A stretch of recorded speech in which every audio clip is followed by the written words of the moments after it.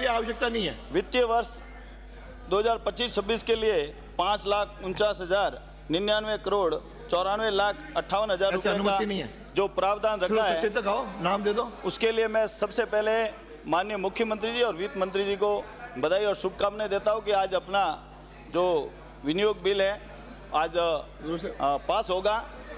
उसमें पक्ष और विपक्ष के हमारे साथियों ने इसको लेकर बातें करी। आप अभी माननीय सदस्य जो बोल रहे थे विपक्ष के साथी कि रुपये कैसे गिरता है, वहाँ का रुपया गिरता नहीं, गिरने का कारण तो विपक्ष ही है। जब भी कोई ऐसा काम होता है तो आप लोग जब देश का अपमान कैसे हो, आप कोई भी मौका नहीं चूकते। ये आपका ध्येय है। देश कहीं भी बाहर भी जाता है, आपका नेता विदेश में जाता है तो देश का अपमान करके ही आता है। ये काम करने का काम करते हैं आप, हमेशा ये काम करते हो। इसलिए हमेशा ध्येय रखो कि आप विपक्ष में जरूर हो लेकिन भारतवासी हो, हिंदुस्तान का भला कैसे हो ये सोचना चाहिए। मैं आपका ध्यान आकर्षित करना चाहूंगा। मैं जिस प्रकार से अभी ग्रीन बजट की चर्चा कर रहे थे, मैं ग्रीन बजट किस लिए आया? आपने हरियाणा राजस्थान की कल्पना नहीं देखी।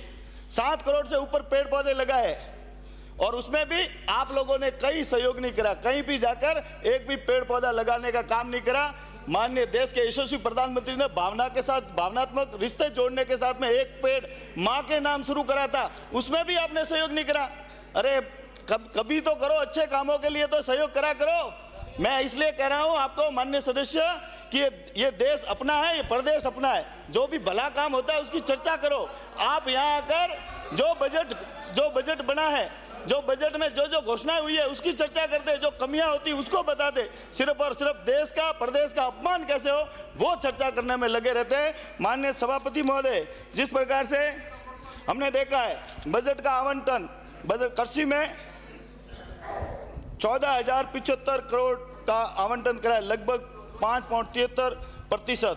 ग्रामीण विकास के लिए 10.15%, शहरी विकास के लिए 6.25%, शिक्षा एवं स्वास्थ्य के लिए 28.25%, पेयजल एवं ऊर्जा के लिए 19.68%, शिक्षा एवं स्वास्थ्य के लिए 2.5%, सामाजिक सुरक्षा एवं कल्याण के लिए 12.54%, आधारभूत विकास के लिए 10.87%, औद्योगिक विकास के लिए 1.27% और सूचना एवं प्रौद्योगिकी एवं प्रत्येक क्षेत्र में अपना विकास कैसे हो, प्रदेश का विकास को इस तरह से बजट आवंटित करा है।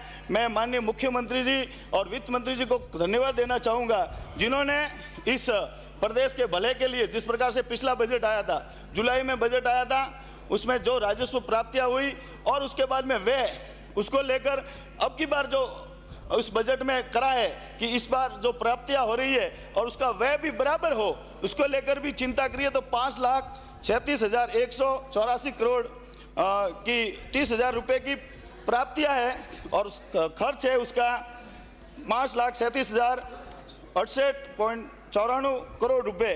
तो ये अपने आप में दर्शाता है कि 101 करोड़ की सेविंग बचत कैसे होगी। ये अपने आप में ये सरकार का विजन बताते हैं कि हम जितनी आय हो रही है उतना ही खर्चा कर रहे हैं।